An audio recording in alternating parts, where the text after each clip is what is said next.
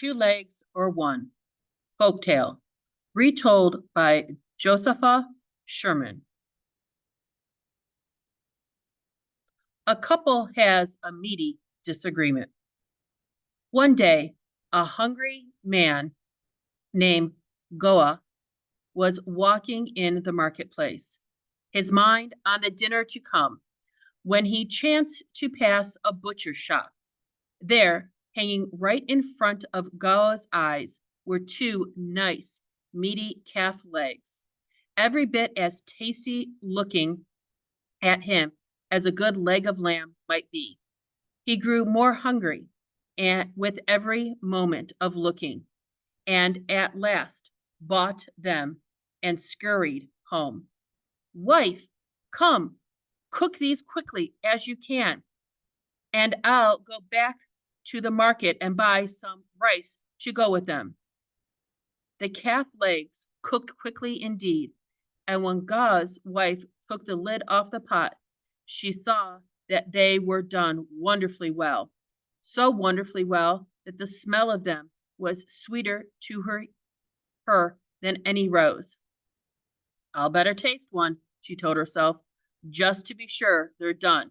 Of course, just a taste. Ah, but the meat was tender and perfectly cooked. She took a second taste, a third, and suddenly there was nothing more to taste. She had eaten the entire calf's leg. The wife worried. I can't tell Gala how greedy I was, but what am I to tell him? Just then, Gala returned. I have the rice here, wife. Come, bring the calf's leg and let us eat. To his surprise, the dish his wife brought from the chicken held one leg, and one leg alone. Where's the second leg? Ga asked. What second leg? His wife replied. Here is the one, only one. There were two legs. There's only one. There were two. One, two, one. So there they were, arguing so loudly it frightened the pigeons off the roof.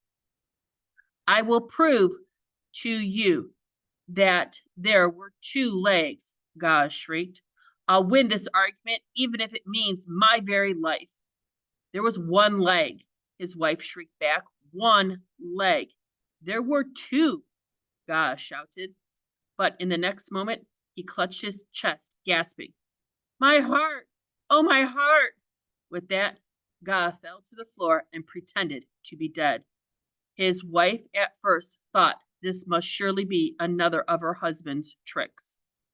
But when he remained so very still, she bursted into tears and called the undertaker. Ga was carried from his house with great care. The funeral procession wound its slow, dignified way through the marketplace, as on its way to the cemetery, and everyone came running to see if the great and tricky Ga was indeed finally dead. At the last procession past the butcher shop, the butcher came out to see who had died, but by now such a crowd had gathered, and he could see nothing. Who has died? He asked loudly. Ga, came the answer from several mouths. Ga, the butcher exclaimed, but how can he be dead? He only just bought a pair of calf legs from me. On hearing this, Ga sat bolt upright. You see, he cried to his wife in triumph. There were two legs. I win our argument.